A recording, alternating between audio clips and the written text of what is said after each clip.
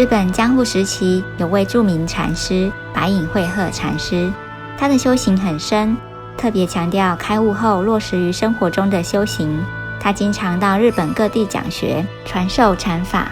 许多人受到启发，都非常尊敬他。他可以说是一位对日本禅宗有很大影响力的大师。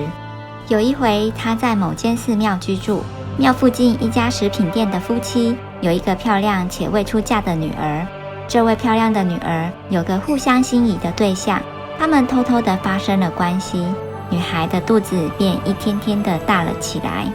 食品店夫妻发现自己家的宝贝女儿做出在那个年代会让人感到羞愧的事后，十分震怒，逼问着让女儿怀孕的男人是谁。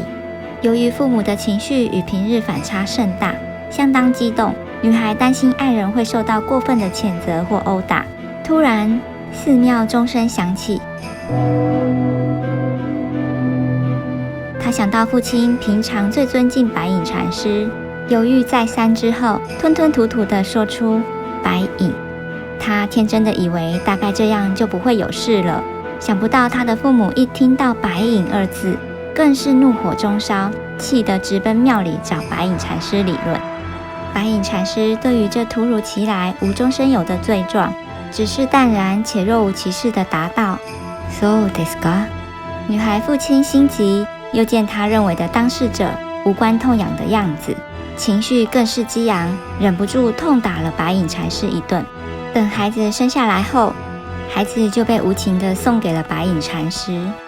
这件事发生后，白隐禅师的名誉扫地，受到众人的指指点点与白眼，但他却不以为然，泰然面对。不论天寒地冻、刮风下雨，仍是到处乞讨婴儿所需的奶水与日常用品，仿佛只是受到委托，但却又像抚养自己的孩子一样无微不至，细心呵护。1年后，食品店的女儿婴孩的妈妈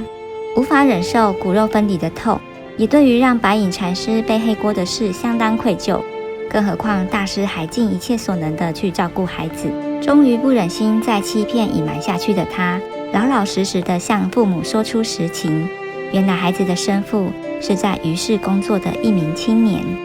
当下他的父母非常羞愧，懊悔当初过于冲动而做出冒犯白隐禅师的举动，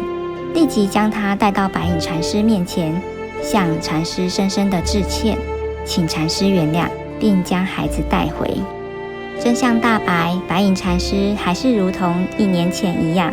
态度淡然，只是在交还孩子时轻声说道 So desu ka， 仿佛事情从来没发生过，即使有，也像风吹过耳边一样，一点怨气也没有。对于误会禅师的做法，也许会有人觉得何必如此委屈，确实说清楚讲明白，便可还自己清白。但禅师选择抽离角色，以慈悲的角度看待当下的事态，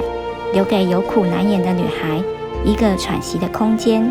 留给心痛愤怒的女孩父母一个情绪排解的出口，留给无辜的婴孩一个生存的机会。